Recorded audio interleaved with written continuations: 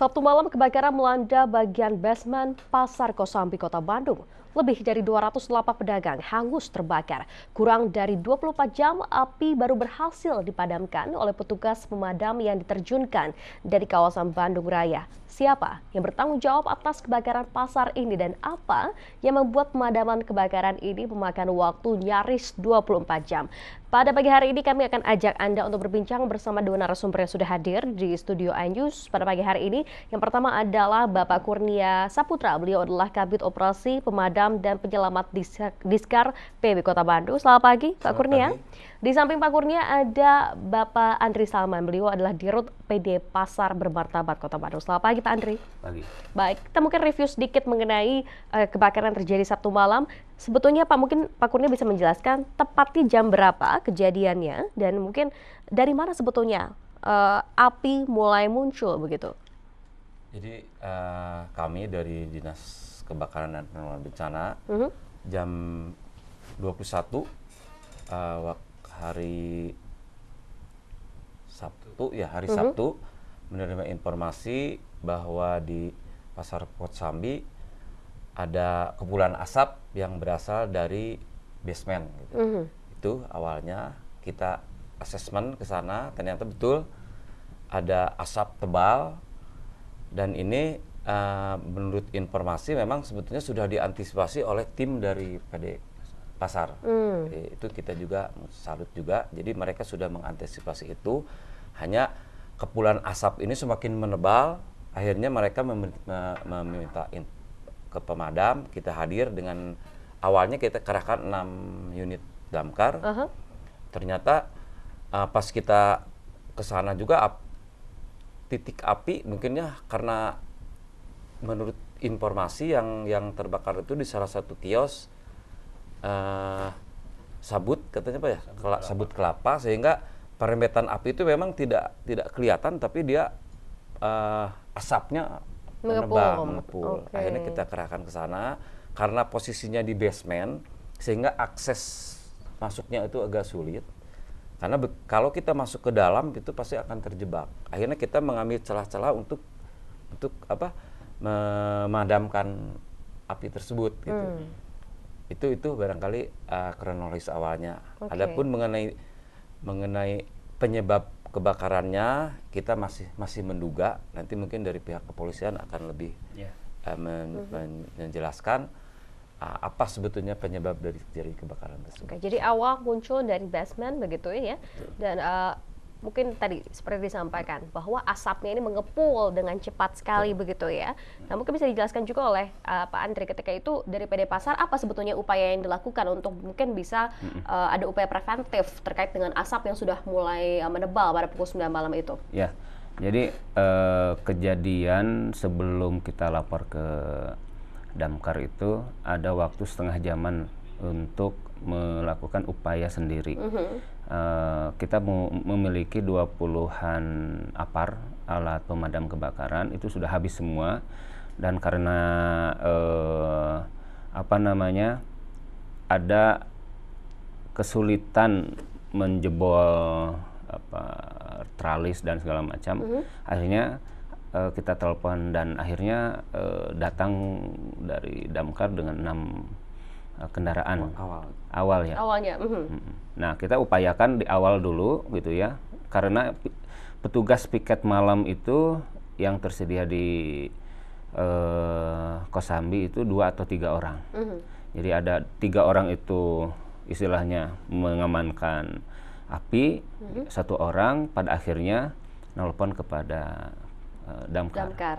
Oke, baik. Cepat sekali waktunya dimulai pada pukul 9 malam hingga akhirnya proses upaya untuk pemadaman juga memakan waktu lebih dari 24 jam. Mungkin bisa diceritakan juga sebetulnya ada berapa banyak kios di basement tersebut, dan kalau kita lihat sedikit ya mengenai kondisi dari Pasar Kosambi ini, rata-rata memang untuk di area basement adalah untuk penjual bahan pokok makanan begitu ya. Ada sayur, ada daging dan lain-lain di sana begitu ya. Mungkin bisa dijelaskan Pak Andri. Ya, jadi untuk di Pasar Kosambi itu aktivitas pasar tradisional. Aktivitas pasar tradisional. Iya, jadi seluruh kebutuhan pokok ada di situ. Nah, di atasnya itu lebih kepada seragam atau fashion. Ya, Nah, betul. fokus memang aktivitas itu ada di pasar tradisional. Nah, di situ seluruh ruang dagang itu ada 360-an. 360-an total ruang dagang. Nah, ada terbagi kepada lapak dan kios. Nah, saya dapat laporan dari petugas damkar bahwa kalau bangunan itu sebelah kanannya saja yang terbakar, gitu ya. Sebelah kiri diantisipasi tidak merembet ke sebelah kiri. Nah, dari yang sebelah kanan itu ada yang terdampak itu ada 178 lapak dan 40 kios, gitu. Nah, mudah-mudahan untuk yang sebelah kiri itu tidak terbakar.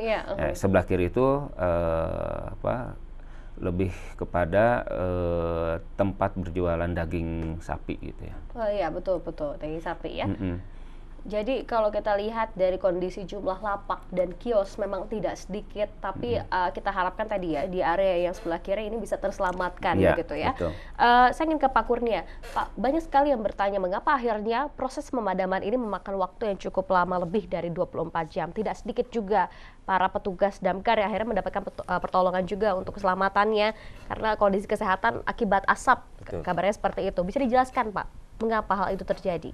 Jadi sebetulnya kebakaran itu kan terjadi di beberapa lokasi gitu. Khusus untuk seperti di gedung seperti ini di basement memang kendalanya hanya satu saja, akselerasi masuk ke dalam itu agak sulit gitu. Karena kalau api sudah menyebar di dalam itu bagaikan di guha seperti itu, sehingga gelap sekali begitu ya. Dan uap panas itu sangat menyengat sekali, sehingga pada saat kejadian memang sudah tidak bisa dikendalikan, kita menggunakan metode pemadamannya dengan menggunakan breathing apparatus untuk sebagai alat pernapasan. Dan itu sedangkan alat itu sendiri hanya berjalan hampir sampai maksimal itu 15 menit sudah harus keluar lagi. Keluar lagi. Sehingga gitu ya. Secara bergantian, tapi intinya pada saat kita melakukan pemadaman,